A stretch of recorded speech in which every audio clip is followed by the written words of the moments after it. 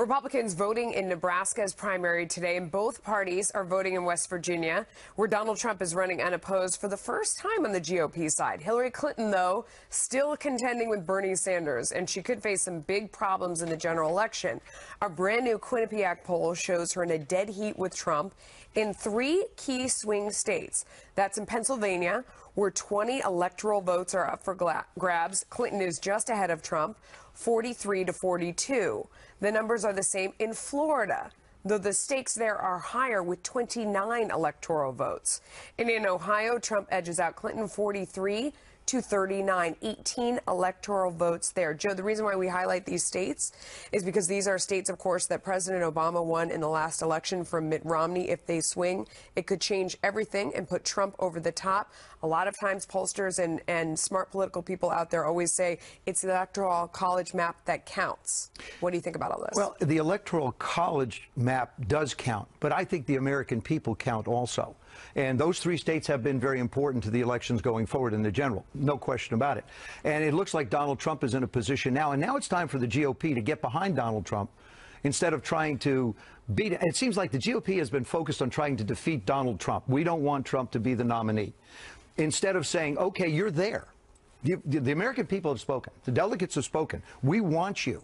And these 3 states are very important. But I've learned more about the delegate counts and about caucuses in this election situation than I've ever thought of, ever know in my life. Yeah. And I just think they are important. Absolutely. Now, the question is, what happens if you do carry them? Is it going to be enough, or is there going to be more of a problem going forward for the GOP, the Democrats? And really, Bernie Sanders Hillary Clinton sitting there like with Bernie Sanders as a fly. Just go away. But he won't go away. Bernie Sanders just picked up more delegates over this past weekend. So they split the 2 contests that went on very quietly over the weekend. And she's going to lose West Virginia. He's more than a fly. I mean, she's going to get this with the delegate count and her superdelegates, definitely. I mean, I can't see how that wouldn't happen. But the problem is we don't know what his supporters are going to do. And if they don't come to her side, Harris, this is exactly the same thing we talked about in 2008. It's the same thing we talked about when we said, oh, my goodness, what's Hillary Clinton going to do when she drops out?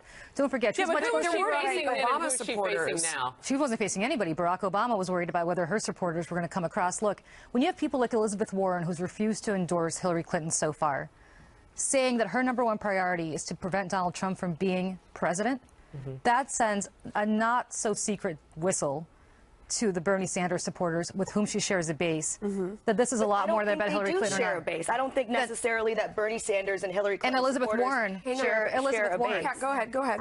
And especially if you look at something like West Virginia with the comments she made about coal. I mean, Oklahoma was already a bloodbath before she said those things. She's saying, I'm going to shut down coal industry.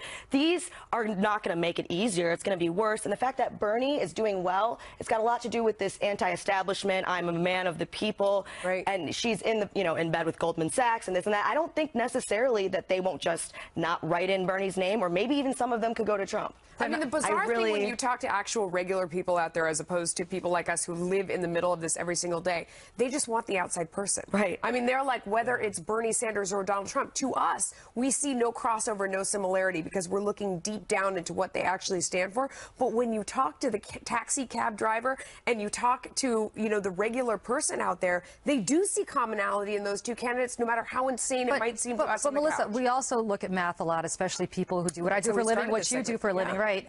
And so the math dictates and the polling dictates right now that she is collecting a lot more of his supporters if he were to drop out than Trump is collecting the supporters of Republicans who've dropped out.